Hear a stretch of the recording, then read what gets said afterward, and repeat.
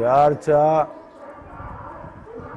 बिल्कुल गैर आबाद जंगल था। ये हमारे मूरी से आला ईरान से सैयद महमूद बुरकापोश, जिनका मज़ार मैफेयर गार्डन में शाहपुर जट के सामने दिल्ली में है।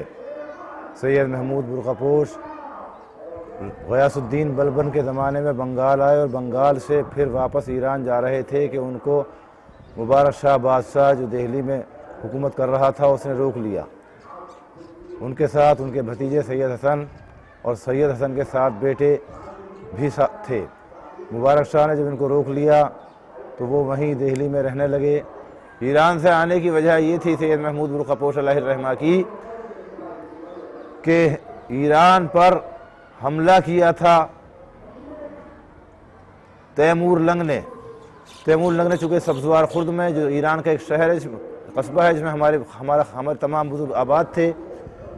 तैमूर ने जब हमला किया, तैमूर की फ़ौजों ने, तो हमारे बुज़ुर्गों ने जंग की, उसमें कुछ लोग शहीद हो गए। और सैयद महमूद अपने भतीजे सैयद हसन को, जिनकी का सिन सिर्फ 5 महीने का था, उनको अपने आगोश में लेकर, अपनी गोद में लेकर, बुर्का पहनकर वहाँ से निकल आए और वो बहरी रास्ते से बंगाल आए थे।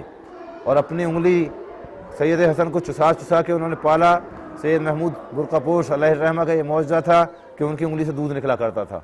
उन्होंने अपनी उंगली से ही अपने भतीजे को पाला और जब वो जवान हो गए तो उनकी शादी गयासुद्दीन बलबन की बेटी से की थी।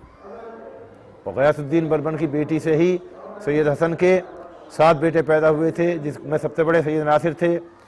उनके बाद बंदगी मुअज़्ज़म हैं, फिर मीर मीरा हैं, इसहाक़ हैं, ज़ैनुल आबिदीन शक्करबरस हैं, सैयद इब्राहीम हैं, सैयद मीर मूसा हैं। इस तरह ये 7 बेटे सैयद हसन के गयासुद्दीन बलबन की बेटी से पैदा हुए, जिनको लेकर वो वापस ईरान इसलिए जा रहे थे कि बंगाल में जो गयासुद्दीन बलबन का बेटा हुकूमत कर रहा था, वहाँ एक शेर आदमखोर आ गया था। उसको सैयद हसन ने कत्ल कर दिया था, मार दिया था उस शेर को। तो उस पर उनके साले ने, जो उस वक्त का बादशाह था, वहाँ हुकूमत कर रहा था बंगाल में, वो नाराज़ हुआ कि आपने बगैर मेरी इजाज़त के इसे क्यों मार दिया, मैं इसको खुद मारता। बस इस बात पर सैयद हसन नाराज़ हुए और उन्होंने कहा कि हम वापस ईरान जा रहे हैं। मगर जब वो ईरान जा रहे थे तो बादशाह ने बहुत कोशिश की रोकने की, वो नहीं रुके। तो बादशाह ने एक अपना पैगाम्बर भेजा दिल्ली के बादशाह मुबारक शाह के पास कि तू इनको रोक ले, ये सैयद हैं, इनकी हिंदुस्तान में ज़रूरत है, इनकी ज़रूरत ईरान में नहीं है। इसलिए मुबारक शाह ने उनको हिंदुस्तान से ईरान नहीं जाने दिया और मजबूर कर दिया इस बात के लिए कि आप यहीं रहेंगे।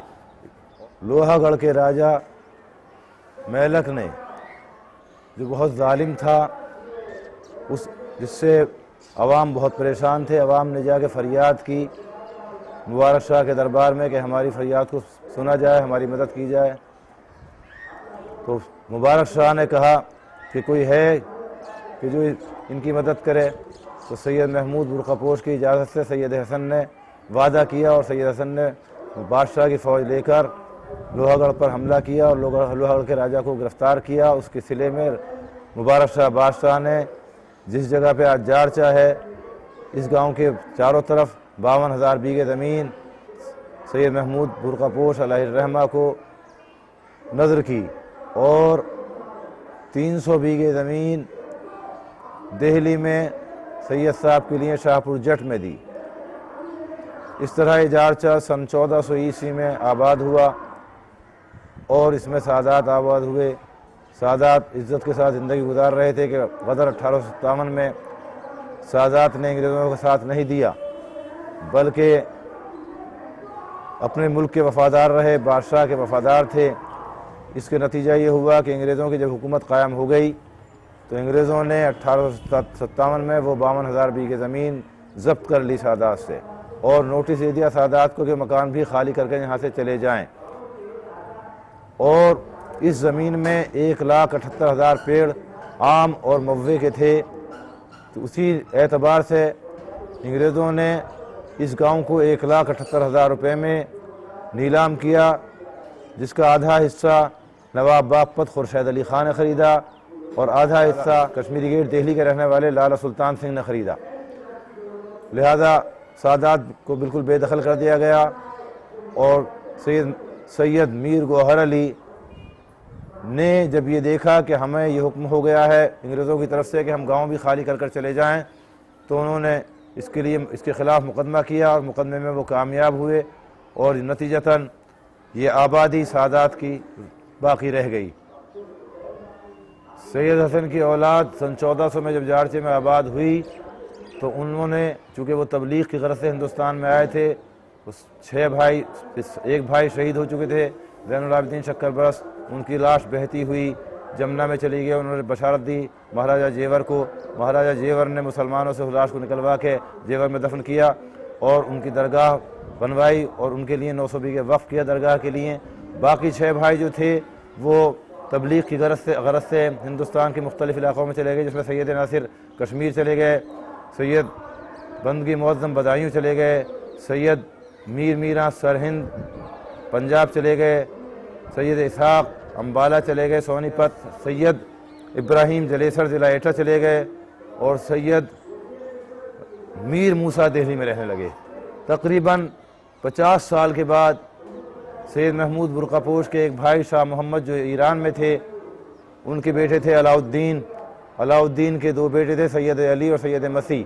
जब उनको मालूम हुआ कि हमारा ख़ानदान हिंदुस्तान में है और साहिब जायदाद है, तो वो उनसे मिलने के लिए यहाँ आए हिंदुस्तान। तो यहाँ जारचे में उनको कोई नहीं मिला। उस वक्त हुकूमत हिंदुस्तान दिल्ली के अंदर बहलोल लोदी की हो चुकी थी। वो बहलोल लोदी के पास गए, जाकर कहने लगे कि ये आराज़ी हमारे सुपुर्द कर दी जाए। तो बहलोल लोदी ने कहा कि चूँकि ये ख़ानदान हिंदुस्तान में मौजूद है, लिहाजा मुझे कोई हक़ नहीं है कि मैं किसी को इजाज़त दे दूँ। तो इसके बाद वो कश्मीर पहुँचे सैयद मसीह और सैयद अली, और कश्मीर से उनके सैयद नासिर ने कहा कि मैं जारचे नहीं जाऊँगा, मेरे बेटे सैयद महमूद रूही को ले जाओ। और फिर बदायूं गए तो सैयद बंदगी मुअज़्ज़म ने कहा कि मैं भी जारचे नहीं जाऊँगा, मेरे तीनों बेटे सैयद अली, सैयद मोहम्मद और सैयद ज़ैनुल आबिदीन, इन तीनों बेटों को, ज़ैनुल आबिदीन को, अली को और मोहम्मद को और एक बेटी फ़ातिमा को, चारों बच्चों को सैयद मसीह के हवाले कर दिया कि तुम इनको साथ लेकर जारचे चले जाओ, मैं नहीं जाऊँगा। मीर मूसा ने अपने बेटे करीमुद्दीन को, फजल को और शाहजलाल को भी जारचे भेज दिया, खुद दिल्ली में रह गए। इस तरह फिर से जारचा आबाद हुआ और ये आराज़ी 4 हिस्सों में तकसीम हुई। एक हिस्सा सैयद अली और सैयद मसीह जो ईरान से आए थे, जिन्होंने इस ख़ानदान को फिर से इकट्ठा किया था, एक हिस्सा उनको मिला और 3 हिस्से सैयद हसन की जो औलाद थी, यानी बंदगी मुअज़्ज़म की औलाद, सैयद नासिर की औलाद, मीर मूसा की औलाद, उस पर बांट दी गई। इसलिए वो ख़ानदान हिस्से चहारुम का मालिक हुआ, चहारुम के ख़ानदान से मशहूर हुआ। उसी ख़ानदान के सैयद अली के 4 बेटे थे। सैयद अली की शादी बंदगी मुअज़्ज़म की बेटी फ़ातिमा से हुई और उससे 4 बेटे पैदा हुए, अली असगर, अली अकबर, अली अमजद और सैयद खां। अली असगर और सैयद खां छौलस जाकर आबाद हो गए, चूँकि छौलस की तरफ की जायदाद उनके हिस्से में आई थी। अली अकबर और अली अमजद जारचे में ही रहे। उनकी कुछ औलाद आज भी जारचे में आबाद है, कुछ छौलस चली गई थी। इस तरह छौलस और जारचे की आबादी हुई।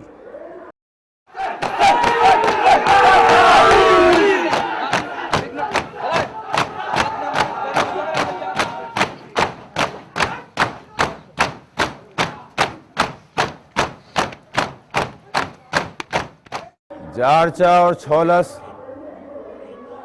चूँकि दिल्ली से, राजधानी से करीब हैं और औरंगज़ेब चूँकि शिद्दत पसंद सुन्नी मुसलमान था, उसे ये गवारा न था कि शियत बाकी रहे मेरी हुकूमत में। इसलिए उसने जहाँ तक उसकी कोशिश हुई वही चाहता था कि शियत ख़त्म हो जाए और सादात को, शियों को मजबूर किया गया इस बात के लिए कि वो अपना मज़हब बदल कर सुन्नी हो जाएं। उसी दैल में सादात जारचा और सादात छौलस को भी मजबूर किया गया और चूँकि सादात जारचा और सादात छौलस से बखूबी औरंगज़ेब वाकिफ़ था कि ये सैयद तबलीगी सैयद हैं, इन्होंने इस्लाम की बड़ी तबलीग की है और ये अगर सुन्नी हो गए तो सुन्नी मज़हब को बड़ा फ़रोग़ होगा। लिहाजा उसने बहुत ज़बरदस्त दबाव दिया सादात जारचा पर, ख़ास तौर से कि आप लोग सुन्नी हो जाएं और नहीं हुए तो मैं तुम्हें कत्ल करा दूंगा। लिहाजा सादात को तक़िया अख्तियार करना पड़ा, जिसके नतीजे में औरंगज़ेब ने जारचे से करीब 4,500 बीघे ज़मीन और अपने नाम से, जिसका नाम खैराबाद जो बस्ती है आज भी वो खसरे खतौनी में औरंगाबाद के नाम से मौजूद है, वो सादात जारचा को नज़र की थी, इनाम में दी थी। मगर सादात जारचा ने औरंगज़ेब के इंतकाल के बाद, उसकी मौत के बाद तक़िया तोड़ दिया और उसकी क़यादत क़ारी जाफ़र अली ने की। उनकी क़यादत में सादात जारचा ने फिर अपनी शीयत का ऐलान कर दिया और छोलस में बसने वाले सादात चूँकि जारचे ही की एक नस्ल हैं, जारचे के साथ हर तरह से वाबस्ता रहे हैं, लिहाजा जब सादात जारचा ने तक़िया किया तब छोलस को भी तक़िया करना पड़ा, और जब सादात जारचा ने तक़िया तोड़ा तो छोलस वालों ने भी साथ साथ तक़िया तोड़ा। अलबत्ता जारचे की एक शाख जो पेदी में जाके आबाद हो गई थी ज़िला बिजनौर में, जैसे मैंने बताया था कि मीर मूसा के बेटे 3 थे, करीमुद्दीन फ़ज़ल और जलाल शाह। करीमुद्दीन और फ़ज़ल जारचे में रहे, शाह जलाल पेदी चले गए थे किसी बात पर नाराज़ होकर, उनकी औलाद अरसे दराज तक सुन्नी रही और अब बाद में उनको तकरीबन 1884 में उन्होंने अपनी शीयत का ऐलान किया।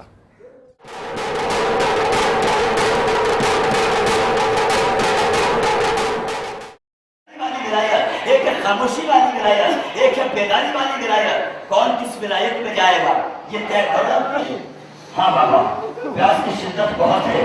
अकबर, मेरे दहन में अपनी ज़बान रखो। सादात जारचा को अज़ादारी शिया तरीके से अज़ादारी करते हुए तकरीबन 170 साल के करीब हो रहे हैं।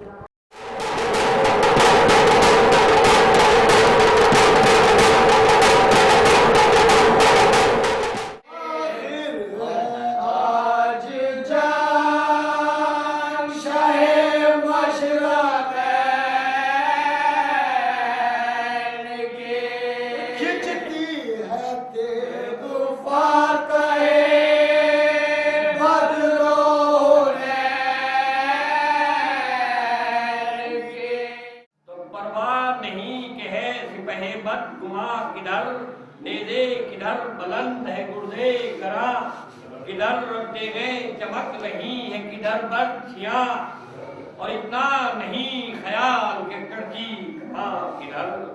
नजदीक हो के तीर बिछन से निकल गया, और कुछ खौफ भी नहीं किधर आया किधर गया।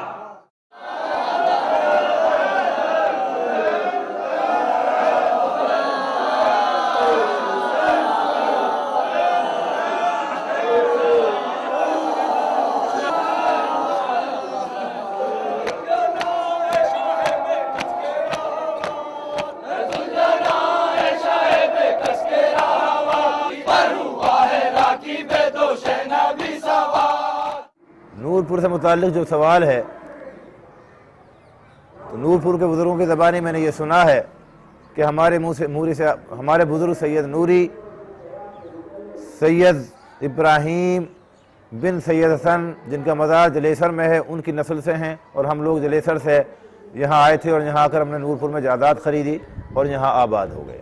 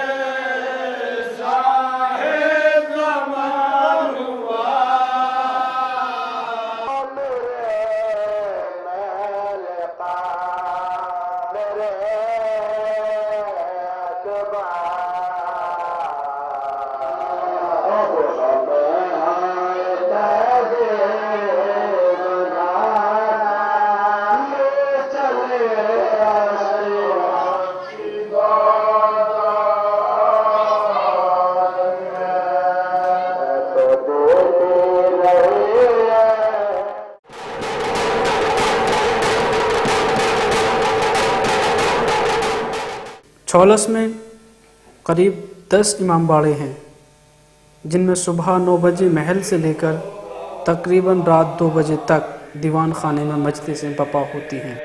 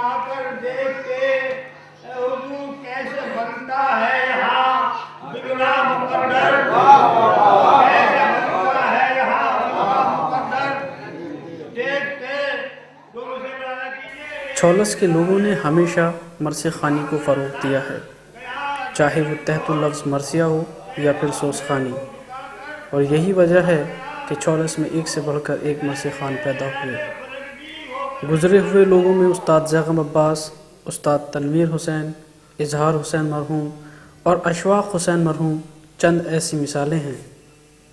छौलस ने हमेशा एक से बढ़कर एक दानिश्वर पैदा किए, चाहे वो मौलाना जर्रार छौलसी हों या मौलाना तहसीन। मौलाना जर्रार छौलसी अपने वक्त की एक मशहूर हस्ती रहे, जिन्होंने कई सारी किताबें लिखी जो आज भी शाया होने का इंतज़ार कर रही हैं। मौलाना तहसीन ने ज़ाकरी में नए आयाम पैदा किए, जहां एक तरफ छौलस और जारचे में दानिश्वरों की कमी नहीं, वहीं आज ये सादात की बस्तियां इल्मी दर्सगाहों की बड़ी कमी महसूस करती हैं। इल्मी दर्सगाहों की कमी की वजह से इन दोनों बस्तियों में एजुकेशन का मेयार गिरता जा रहा है। आज़ादारी हमारी तीनों बस्तियों में हो रही है, जारता, छौलस, नूरपुर, और भरपूर हम इमाम के नाम पर खर्च कर रहे हैं। मगर वो अब ऐसा हो गया है कि कुछ तरीके से कि ट्रेडिशन बन के रह गया, और वो इसलिए कि भाई हमारे आबा अजदाद कर रहे थे तो हम भी कर रहे हैं, जब हम कर रहे हैं हमारे आबा अजदाद कर रहे थे तो हम भी कर रहे हैं। मगर आज़ादारी का असली मकसद जो है वो फौत होता जा रहा है। इसके साथ साथ दीनी तालीम, दुनियावी तालीम, स्कूल, कॉलेज हमारी अपनी बस्तियों में खुलने चाहिए तीनों में। मैं उन सब पढ़े लिख के लोगों को दावत देता हूँ और उनसे रिक्वेस्ट करता हूँ, गुजारिश करता हूँ कि भाई वो सब खाली भाषणबाजी ना करें, खाली इधर की उधर ना करें कि पढ़ो पढ़ो, ये कुछ नहीं, बल्कि करके दिखाओ, प्रैक्टिकल करो। स्कूल खोलो, कॉलेज खोलो, लड़कियों के लिए स्कूल खोलिए, बच्चों के लिए स्कूल खोलिए, उससे बड़ा कॉलेज खोलिए, ताकि वहाँ से पढ़ के वो निकलें और इमाम के का जो मकसद था उसको उससे हासिल करें, इबरत हासिल करें। भाई इस तरह से थोड़ा होता है कि साहब बस भाषण कर दिया कि ये हो रहा जी होता है, खाली नेता गिरी से काम नहीं चलेगा। जितने भी पढ़े लिखे लोग हैं उन्हें सबको चाहिए कि वो प्रैक्टिकल करें, और हमसे जो कुछ भी हो सकेगा हमसे भी कहें, हम भी करने के लिए तैयार हैं। स्कूल खोलें, कॉलेज खोलें। अब ये तो है नहीं कि भाई जिसके ज़रा है वो दिल्ली जाके पढ़ने लगा, जिसका ज़रा है वो दादरी चला गया, कोई कहीं चला गया, अलीगढ़ चला गया। सबके तो ज़रा नहीं है, सबकी तो बच्चियाँ नहीं पढ़ सकती, सबके तो बच्चे नहीं पढ़ सकते। तो इसके लिए तो मकामी लोगों को चाहिए कि एक कॉलेज, स्कूल खुलवाएं और उसमें उन्हें तालीम दिलवाएं अच्छी से अच्छी। मैं यही कहूँगा कि इमाम हुसैन ने ये नहीं कहा कि कोई डॉक्टर ना बने, चूँकि इल्म की दो ही किस्में, इल्मुल अबदान और इल्मुल अदियान। दीन का इल्म और बदन का इल्म। बदन के इल्म से मुराद वही इल्म तिब है, यानी डॉक्टरी, इसको इल्म कहा गया है। और अदियान यानी दीनों का इल्म। जाहिर है कि जब सारे दीनों का इल्म हासिल करेंगे तब हमें अपने दीन की अहमियत का पता चलेगा। सिर्फ मजहब इस्लाम जिसके नाम पर इमाम हुसैन ने कुर्बानी दी, और उनके कुर्बानी की याद में यह आज़ादारी मनाई जाती है हर साल, और दुनिया के हर मुल्क में मनाई जाती है। तो इमाम हुसैन सल्लल्लाहु अलैहि वसल्लम ने जो अपनी कुर्बानी का नजराना पेश किया वो इसीलिए कि इंसान कमालात की तरफ बढ़े, तनज़्ज़ुल के बजाय तरक्की की शाहराहों पर गामज़न हो, और दुनिया के हर मैदान में वो तरक्की हासिल करे। और जहाँ तक इल्म का सवाल है तो सिर्फ उन उलूम का हासिल करना हमारे लिए सही नहीं है जिसको शरीयत ने हराम करार दिया है। मसलन जादू, टोना, टोटका, ये सब इल्म है, लेकिन हमारे यहाँ उसका हासिल करना इसलिए हराम है कि इसके ज़रिए से लोगों को नुकसान पहुँचाया जाता है। नतीजा ये निकला कि हमें हर वो इल्म हासिल करने के लिए आगे बढ़ना चाहिए कि जिससे हम खिदमत खल्क कर सकते हैं और कौम व मिल्लत की एक खिदमत अंजाम दे सकते हैं और लोगों को उस इल्म से फ़ायदा पहुँचा सकें। मेरी ख्वाहिश ये है जांच छोलस के मोमिनीन से, और मैं हर तरीके से हाजिर हूँ कि वो इंटर कॉलेज खोलें। इंटर कॉलेज से जब इंटर कॉलेज होगा, बच्चों को तालीम दी जाएगी, तो डिग्री कॉलेज भी खुल सकता है। मौलाना फिरोज हैदर ने कितनी मेहनत करी है, नौगांवे में 4 चांद लग रहे हैं, मगर हमारा जांचा छोलस तालीम के बच्चों के लिए पीछे हैं। काम सिखा देते हैं, पैदा कर देते हैं, मगर तालीम में पीछे हैं। मैं हर तरीके से इस जांचे छोलस वालों को इत्मीनान दिलाता हूँ कि जो कुछ मेरे पास है तालीम के लिए मैं हाजिर हूँ, वो अपने बच्चों को पढ़ाएं और पढ़ाने के बाद में तालीम दिलाएं। तालीम एक अच्छी चीज़ है, बिल्डिंगें काम नहीं आएंगी, बाग काम नहीं आएंगे, ज़मीनें काम नहीं आएंगी, तालीम काम आएंगी। इसी तालीम पे से लोग अरूज पे चढ़ेंगे।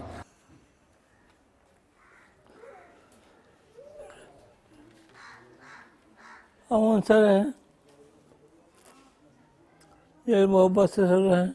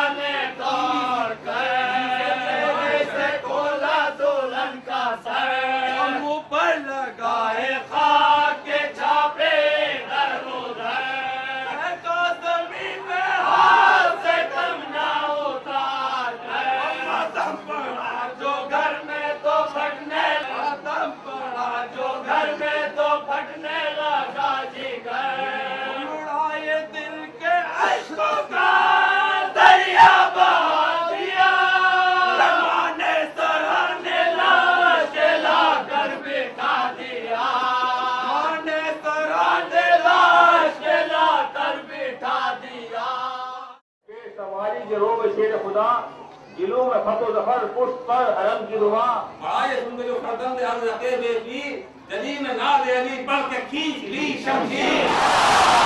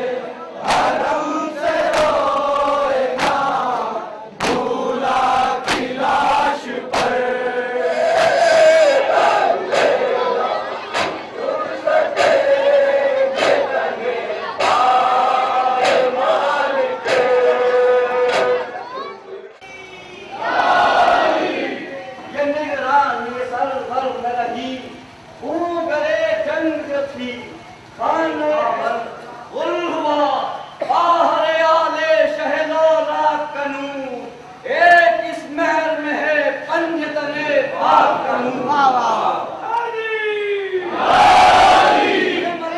शरारा है तू अरे कुछ तो हो जाएगा वो शूं जो पारा है तू और कोह भी है तो कहे तेज तो पारा है तू और हम निकल रहा है जालिम जो करा है करो अरे साथ छानेगी तो दुनिया न हमें पाएगी और अब कोई आन में मैदान से लाश आएगी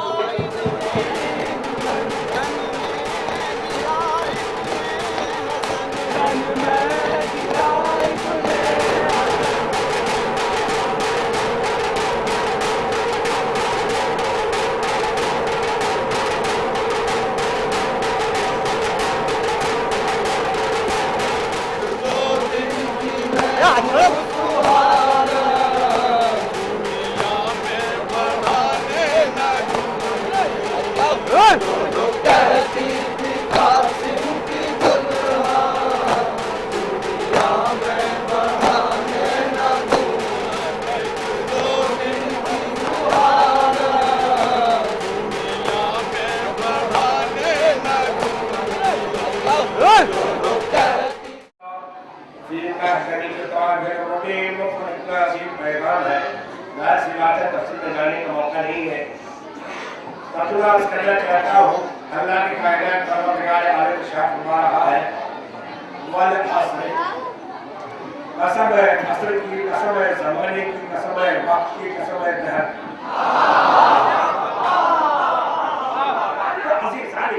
जो ये कसम खा रहा है अल्लाह वल असर ये किस असर की कसम है ये किस वक्त की कसम है। कोई कहता है जब अल्लाह ने आदम को पैदा किया उस वक्त की कसम कोई कहता है कि जब नूरे मोहम्मद सल्लल्लाहु अलैहि वसल्लम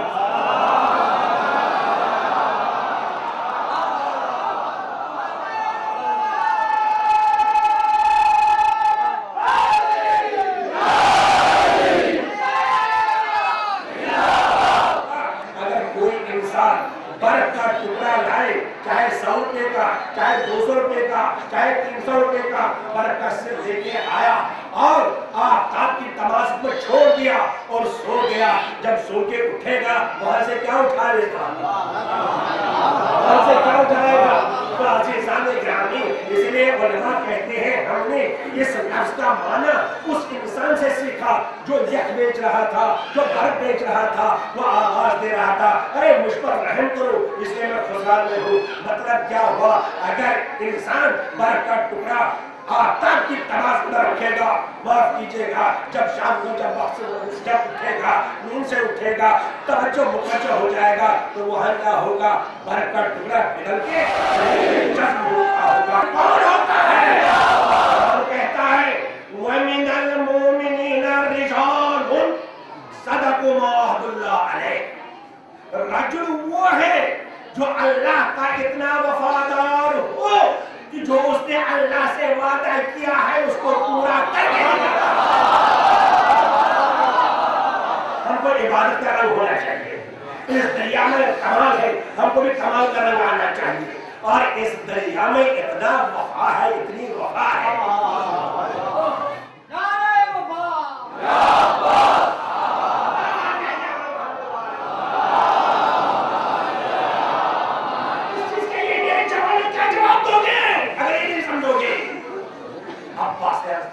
फिर रात की मेहनत काहे की जब आज भी जब कल भी जब आज भी शहादत कल भी शहादत, ये रात काहे के लिए हुसैन क्या फरमाते हैं, अल्लाह ही जानता है मुझे नमाज से कितना प्यार है। जानते हैं ये बेटी का मसला मुझे आज मैं मजलिस पढ़ना चाहता हूँ, सुनो सलमान ने से कहा अब इनका शान था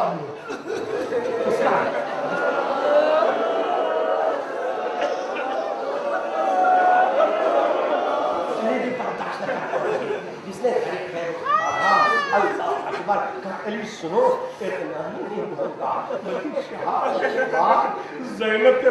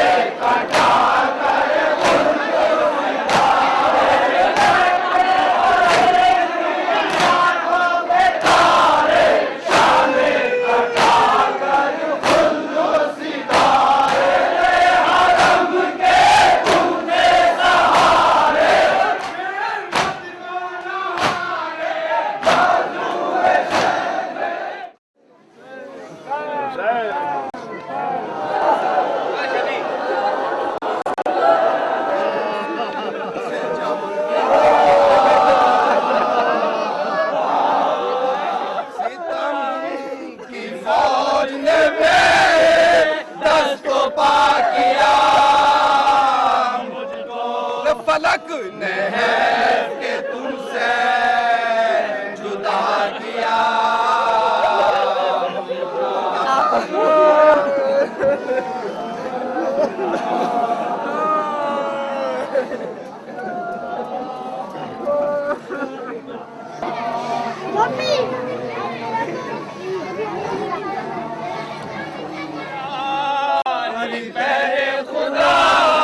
जल्दी मत करो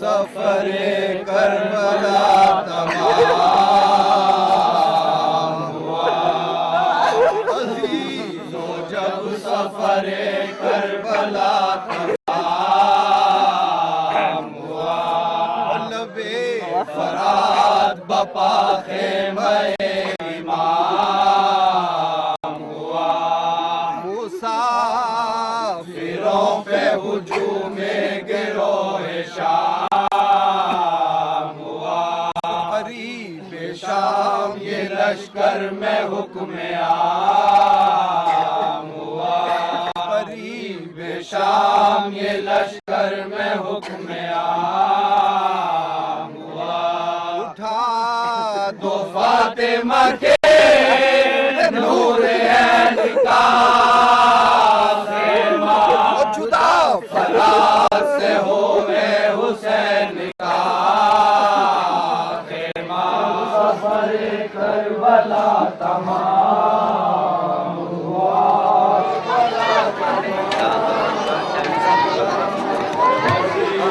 जब सफरे करबला जब सफरे करबला तमाम हुआ,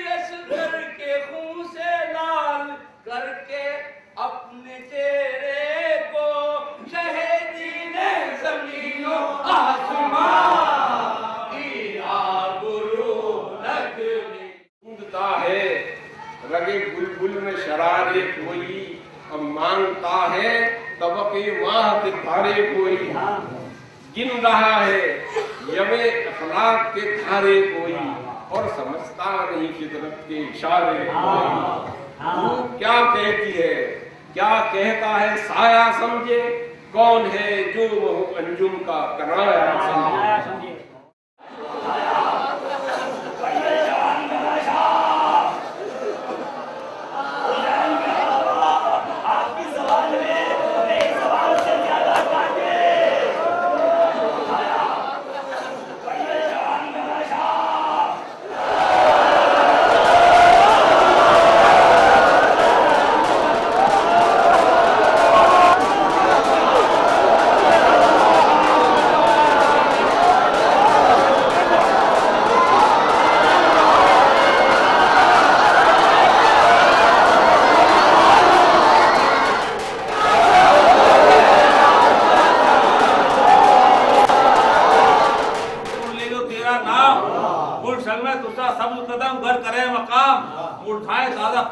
शजर खुश्क हो तमाम, जिस खेत में गुजर तेरा वो नहसो शूम हो, सब सड़ फिरना खल्क में वो लौट के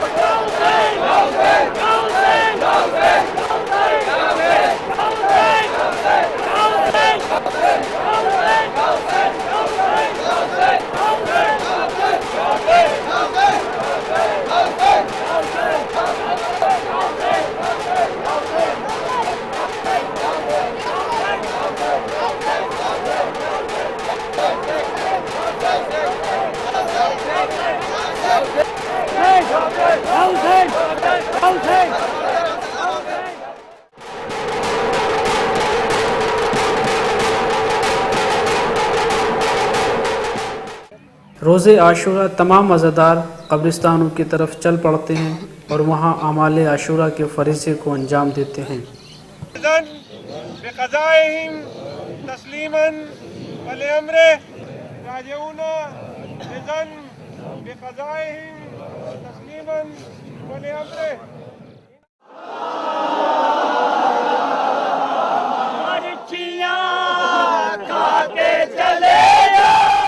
मुहर्रम का जुलूस करीब 12 बजे दिन में गढ़ी से शुरू होता है, जो करीब शाम के 6 बजे तक करबला पहुंचता है। अज़ादार इमामिया चौक पर इकट्ठे होकर सीना जनी करते हैं और इमाम हुसैन का गम मनाते हैं। छौलस में 7 मुहर्रम से लेकर 10 मुहर्रम तक तारीख़ी ज़ियारतों का इनक़ाद किया जाता है।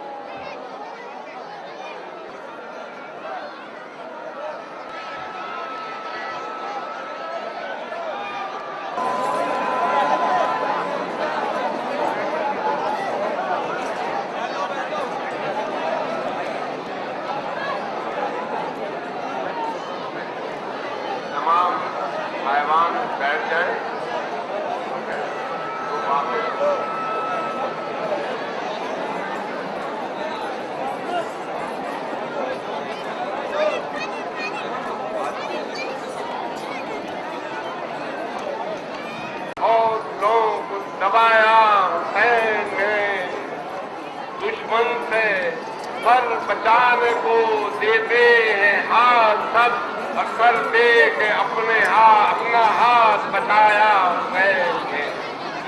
हम पहले और पहली और आखिरी हार का नाम यजीद है। ये भी याद रखने की बात है कि जब बादशाह की मौत हो जाती है तो उसकी हुकूमत खत्म हो जाती है, कोई उसको याद नहीं करता। बेदार तो हो लेने दो और कौन पुकारे।